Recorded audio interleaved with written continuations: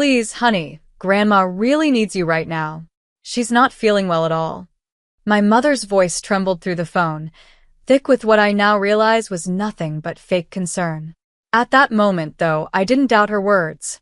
I was sitting in my small apartment in Cincinnati, completely surrounded by neatly packed luggage.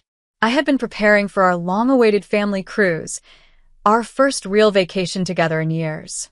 Excitement had been bubbling inside me for weeks, but the moment I heard those words, my joy quickly turned into worry. Of course, I'll stay, I replied without hesitation. The cruise isn't important if Grandma needs me. I meant those words. I truly did. But I had no idea that within just a few hours, they would come back to haunt me in the most painful way imaginable. My name is Maud Adams, and I'm 29 years old. My whole life, I have always tried to be the dependable one. The daughter who could be trusted to step up when things got tough. I was the one who made sacrifices, the one who never said no when my family needed me. But I never thought that my loyalty, my love for them, would be tested in such a cruel way. For months, I had been looking forward to this vacation. It was supposed to be a chance for us all to relax and reconnect, my parents, my younger sister Julia, and a few of our close relatives. I had even taken time off work, carefully planned my schedule, and bought brand new summer clothes just for the trip. But when my mother called, saying Grandma had been taken to the hospital, all those plans disappeared from my mind. I didn't even think twice about canceling. That evening, as I drove to the hospital, my phone buzzed with a notification. At a red light, I glanced at the screen and felt my heart slam against my ribs. Julia had posted a photo on social media. My breath caught in my throat as I stared at the image, my fingers tightening around the steering wheel. It was a picture of my entire family, Mom, Dad, Julia, my aunts, my uncles, all standing together on the deck of a cruise ship, dressed in their vacation outfits, holding up champagne glasses and a toast. Their smiles were wide, full of joy and celebration. The caption beneath the photo hit me like a slap in the face. Best vacation ever. So blessed to have such an amazing family. Family time. I pulled the car over to the side of the road, my hands shaking. My chest tightened as I reread the caption, as if seeing it again would somehow make it less real. They had lied to me. They had deliberately planned this trip without me. They had used my love for my grandmother against me, feeding me a fake story just to make sure I stayed behind.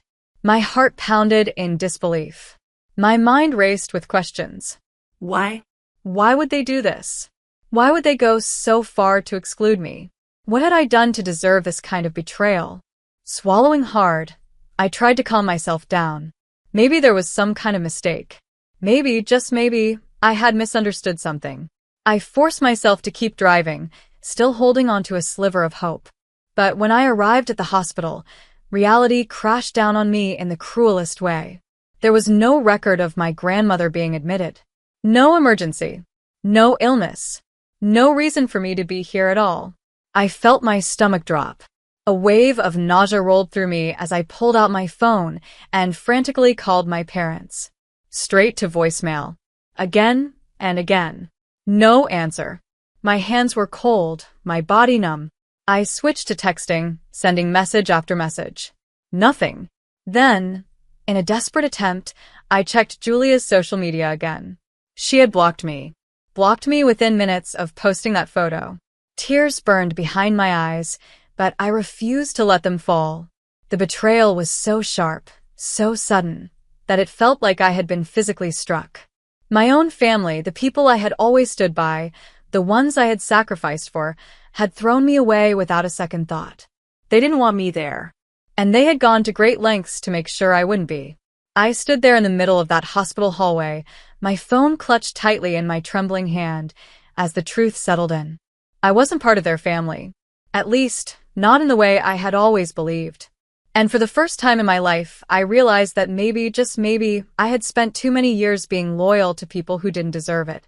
I drove toward Grandma's house, my hands gripping the steering wheel as tears blurred my vision. My heart ached, my mind raced, and my chest felt so tight that it was almost hard to breathe. How could they do this to me? My own family, people I had trusted my whole life, had betrayed me in a way I never could have imagined. As I turned onto her quiet street, I was expecting darkness, silence, something that would confirm the terrible lie I had been fed. But instead, to my surprise, the lights in Grandma's house were on. For a brief moment, I hesitated. Maybe they had just discharged her from the hospital? Maybe there was some logical explanation, something I was missing. But deep down, I already knew the truth. With shaky hands, I parked the car, climbed out, and made my way to her front door. My heart pounded as I knocked, my pulse loud in my ears. A few seconds later, the door opened, and there she was, standing in the doorway, perfectly healthy. No signs of illness. No hospital bracelets, no exhaustion, nothing to indicate that she had just been through a medical emergency. She looked at me, her expression shifting from surprise to concern. "Maud, what's wrong, sweetheart?" she asked, pulling me into a warm embrace. The familiar scent of her lavender perfume washed over me, making the lump in my throat even harder to swallow. The moment her arms wrapped around me, the dam inside me broke. The tears I had been holding back spilled freely down my face.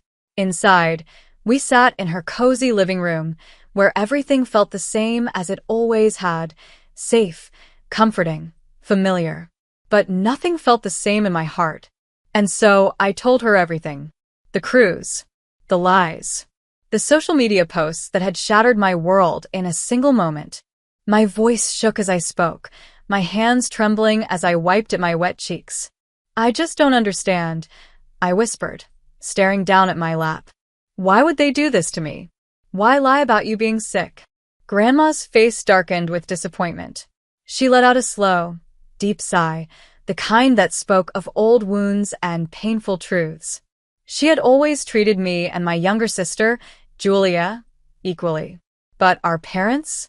That was a different story. Growing up in Cincinnati, I had learned the hard way that no matter what I did, I would always be second in their eyes. When Julia wanted dance lessons, they somehow found the money. But when I needed help with college tuition, I had to take out loans and work extra shifts just to get by. I thought about all the times I had visited Grandma over the years, helping her with groceries, taking her to doctor's appointments, or just sitting with her as we flipped through old photo albums, sharing memories. Julia rarely visited.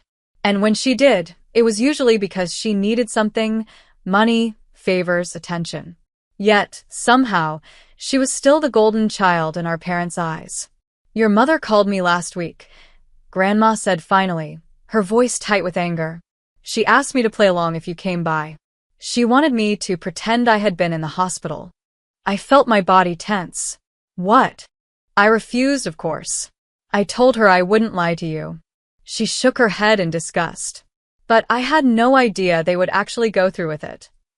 My heart pounded as the reality of it all sank in. This wasn't just some last-minute change of plans. This wasn't a simple misunderstanding. They had planned this. The cruise wasn't cheap, nearly $3,000 per person for a week-long Caribbean vacation. I had saved for months, working extra hours at the accounting firm where I worked just to afford my ticket. And now I couldn't help but wonder, had they ever planned on including me at all? Had my ticket money somehow helped fund someone else's cabin? The thought made my stomach twist. I let out a shaky breath and stared down at my hands. "You know what hurts the most?" I whispered. They didn't even need some elaborate excuse. They could have just told me they didn't want me there. It would have hurt, but at least it would have been honest. I swallowed the lump in my throat and looked up at Grandma, my voice breaking. "Instead, they used you. They knew how much I love you, how much I care, and they used that to manipulate me." Grandma reached for my hand, her grip surprisingly strong despite her age. Her eyes, full of wisdom and kindness, locked onto mine.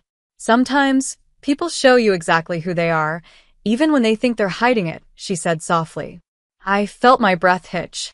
"The question is, sweetheart, what are you going to do with that knowledge?" Her words hung in the air, heavy with meaning. And for the first time, I realized I had a choice. I could keep chasing after a family that had never truly valued me, or I could finally walk away. I looked up at Grandma and saw something strong and determined in her eyes. I had no idea she had been paying close attention to our family all these years, watching everything more closely than any of us realized. And she had plans of her own. As we sat in her warm living room, my phone buzzed again. I hesitated before picking it up, my heart still aching from everything I had just discovered. It was a message in the family group chat. My cousin, Sam, had sent a bunch of vacation photos, not realizing I had been left behind. My stomach dropped as I scrolled through the pictures. There was Julia, smiling in the sundress I had helped her pick out for the trip. My parents were lounging by the pool, drinks in their hands, looking relaxed and happy. The whole family was gathered at a fancy dinner, dressed up and laughing together. But one picture made my breath catch. It was my mom. She was wearing a diamond necklace, the one Grandma had given her years ago.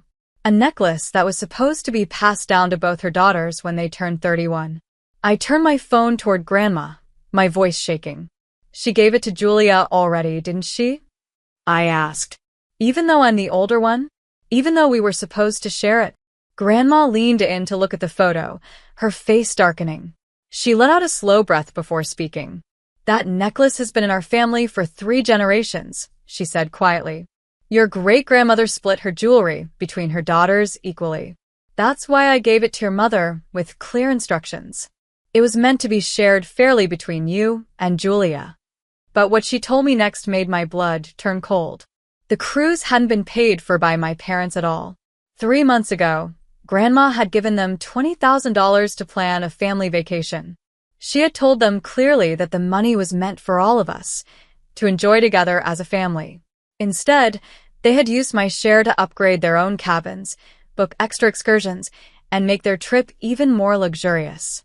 I felt my whole body go numb. Grandma's voice was heavy with disappointment. I've been watching, she admitted. For years, I've seen how they treat you differently. I kept hoping they would change. That one day, they'd realize how unfair they were being. But this is the last straw. She stood up and walked to her desk.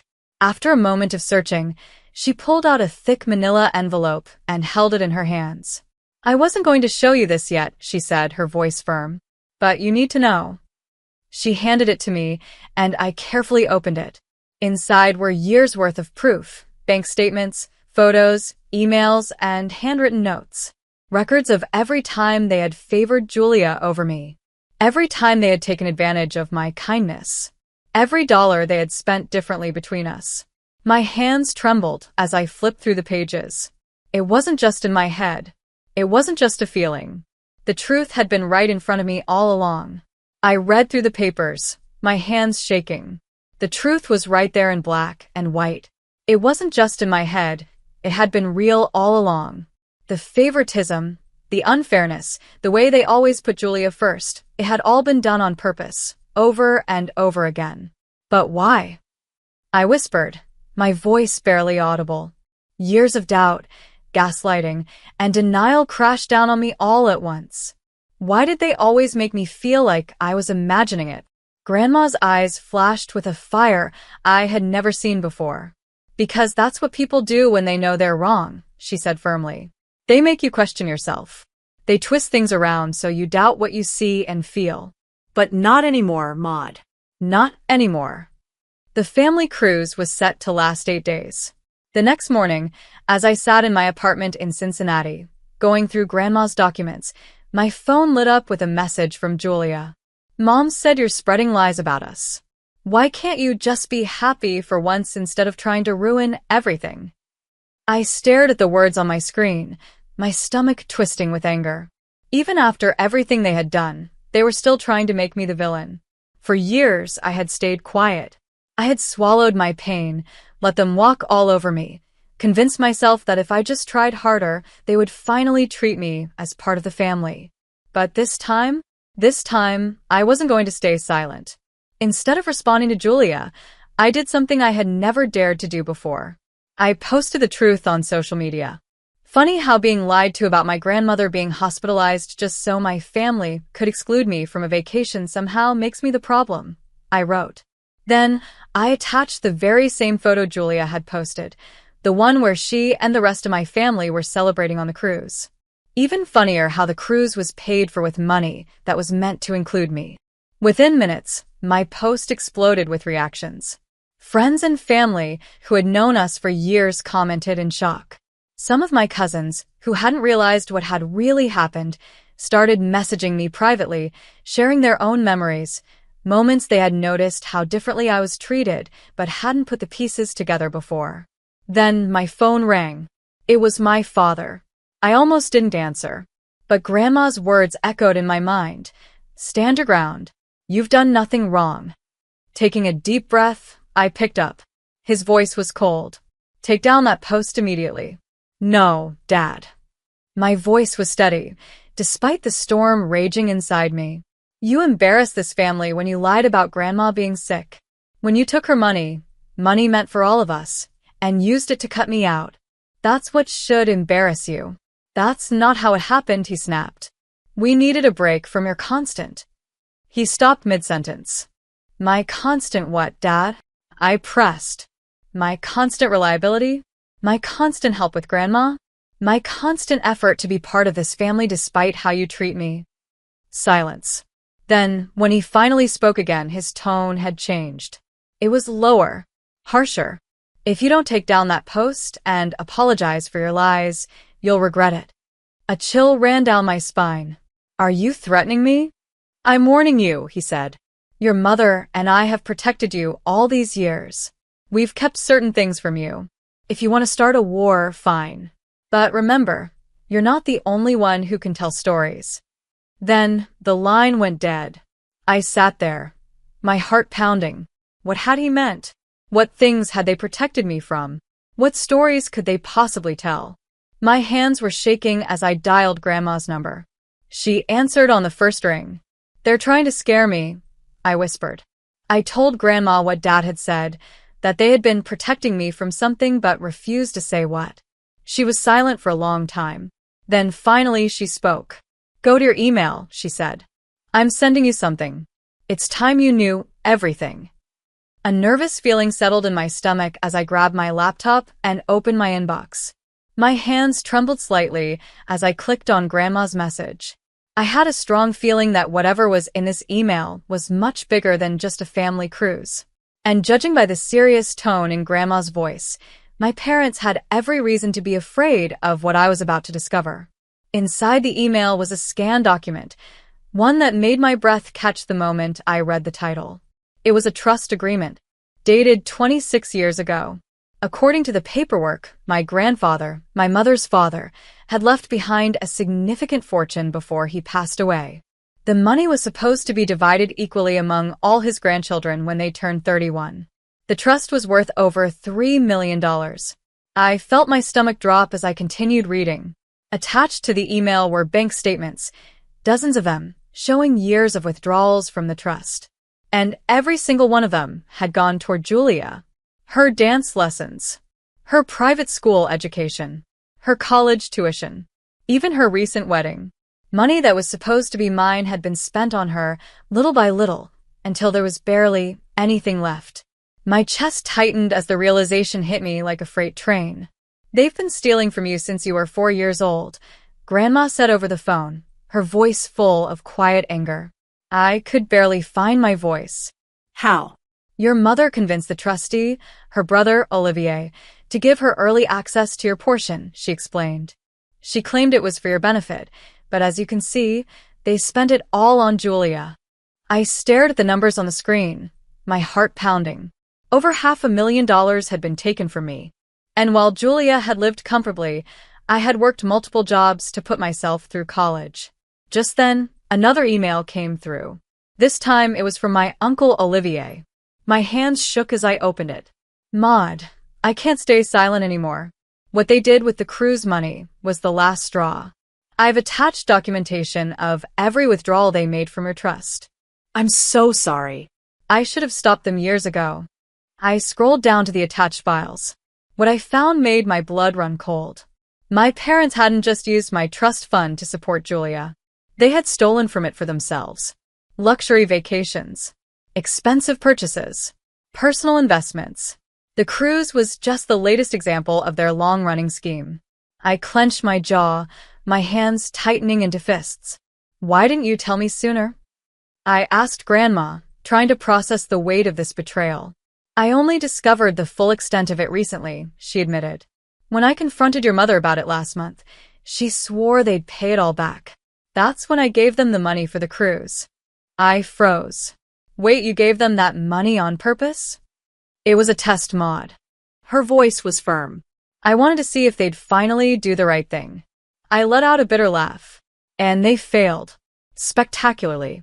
Yes, Grandma said. But their failure gave us exactly what we needed, proof. I took a deep breath, my mind racing. Uncle Olivier has agreed to testify about how they manipulated the trust, she continued. And with my records and the cruise incident, we have enough to take legal action. I exhaled slowly, my fingers still gripping the edges of my laptop. For years, I had accepted their mistreatment. I had convinced myself that maybe I was overreacting, that maybe I just wasn't good enough. But now I had proof. And I was done being their victim. I took a deep breath, my shock fading as a new feeling took over. Determination. Even better than that, Grandma said, her voice firm. We can make sure they never hurt you again. She told me to check the second attachment in her email. My fingers were shaky as I clicked it open. What I saw made me gasp. It was Grandma's will, recently updated. She had made me the sole heir to her estate. But that wasn't all. Her estate included controlling ownership of the family business, the very company where my father worked as CEO. Grandma's voice was calm, but there was steel beneath it. They're about to learn that their actions have consequences. The next morning, I met Uncle Olivier at a small cafe in downtown Cincinnati. He looked exhausted, dark circles under his eyes, hands slightly shaking as he slid a thick folder across the table. These are copies of every document, every transaction, he said quietly. I've already sent everything to the family attorney. I flipped through the papers, my stomach tightening with every page. Years of financial lies, manipulation, and stolen money, all laid out in black and white. What are they saying? I asked, knowing my parents wouldn't go down without a fight. Uncle Olivier let out a bitter laugh. They're claiming it was all for your own good, that they were protecting you from having too much money at a young age. I clenched my jaw. Unbelievable. He nodded, then pulled out another document, his expression turning even more serious. But I found something else, he said. Something they don't know I know about. I leaned forward as he placed a new set of papers in front of me. It showed a series of recent money transfers. To an offshore account. A chill ran through me. They're planning to leave the country, Maud. I stared at him, my pulse pounding. They've been moving money around, preparing for something. The cruise wasn't just a vacation, it was a test run. They were checking if their passports would raise any red flags before they disappear for good. I felt my blood turn ice cold. And Julia? I asked, though I already knew the answer. Uncle Olivier's face darkened. She's in on it. She's been helping them set up accounts in her name to hide the money. At that exact moment, my phone buzzed. A text. From Julia. I know what you're doing. You've always been jealous of me, and now you're trying to ruin everything. Well, guess what? You're too late. By the time you figure it out, we'll be gone, and you'll have nothing. I turned the screen toward Uncle Olivier. His face paled. They're moving faster than I thought, he said. We need to act now. I didn't hesitate. I called Grandma immediately. She answered on the first ring, as if she had been waiting. They're at the family company right now, she said without any greeting. Your father is cleaning out his office. Security just called me. My breath caught. Can they stop him? Grandma's voice was calm but firm. Better. I already called the police. And the FBI. Financial Crimes Division. They're on their way. I gripped the phone tighter, my heart racing. But Maud, she continued, you need to get down there. You're the controlling shareholder now. The paperwork was filed first thing this morning. I swallowed hard. It was time to end this. I stood up so fast that my chair scraped against the floor. They don't know that yet, do they? I said to Uncle Olivier. That's our advantage. We need to get there before they destroy any evidence. Your documents prove the theft, but Who knows what else they've been hiding? As I rushed to my car, my phone buzzed again. A text from my mother. You ungrateful child. After everything we've done for you, you'll regret this. But for the first time, her threats didn't scare me. I had the truth on my side. And more importantly, I had nothing left to lose. The confrontation. I arrived at the company headquarters just in time to see my parents walking out of the building, carrying boxes from my father's office. Julia was with them. She looked nervous, glancing around as if expecting something to happen. They all froze the moment I stepped out of my car. My father straightened his shoulders, trying to regain his usual commanding presence. "What are you doing here?" he demanded, his voice sharp. But I saw the fear in his eyes. I smiled coldly. "Funny, I was about to ask you the same thing," I replied. "Especially since you're removing items from my company without authorization." Julia let out a short laugh. "Your company? What are you talking about?" I pulled out my phone and held up the screen. "Grandma transferred her controlling shares to me this morning. That makes me the majority owner. And as the new boss, I'd love to know what's in those boxes. Could it be evidence of how you stole from my trust fund?" My mother's face went pale. Behind them, sirens blared. Police cars pulled into the parking lot, lights flashing. FBI agents stepped out of unmarked vehicles. And then I saw Uncle Olivier's car pull up. Grandma was in the passenger seat, watching everything unfold. Panic set in. My mother's voice trembled. "You don't understand," she pleaded. "Everything we did was for this family." I shook my head. No. "Everything you did was for Julia. And now, you were planning to run away with what's left of my money." I turned to my sister. "So, Julia, did you enjoy the cruise?" I asked. "Was it worth it?" Her face crumpled. Tears spilled down her cheeks. "Maud, please." But it was too late. The FBI agents closed in. My father grabbed Julia's arm, trying to pull her away, but they were surrounded. The truth had finally caught up with them. 4 months later, I sat with Grandma in her garden, sipping coffee as the crisp autumn air rustled the golden leaves around us. So much had changed. The FBI's investigation had uncovered even more than we expected. My parents hadn't just stolen from my trust fund, they had embezzled money from the company, too. Now, they were facing federal charges. Multiple lawsuits had been filed by shareholders, and everything they had built was falling apart.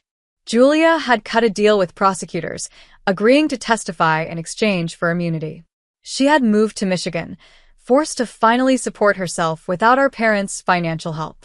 Her last message to me had been a long apology, but some wounds ran too deep for simple words to fix. Grandma took a slow sip of her coffee, watching the leaves drift to the ground. "You know," she said thoughtfully, "your grandfather would be proud of how you handled everything. He always said money reveals people's true character." I nodded, staring out at the trees, thinking about everything that had happened. And he had been right. I had made big changes at the company. Under my leadership, we started a scholarship program for employees' children and created a clear and honest financial system. The business was doing better than ever, this time built on honesty instead of lies. I never wanted any of this, I admitted. I just wanted to be treated fairly. Grandma reached over and gently squeezed my hand. "Sometimes, life's biggest blessings come disguised as its hardest challenges," she said. "You took their betrayal and turned it into something good." She was right. I had found my strength, my purpose, and most importantly, my self-worth. That cruise they took without me? It wasn't the vacation of a lifetime after all. It was the beginning of their downfall, and the start of my new life.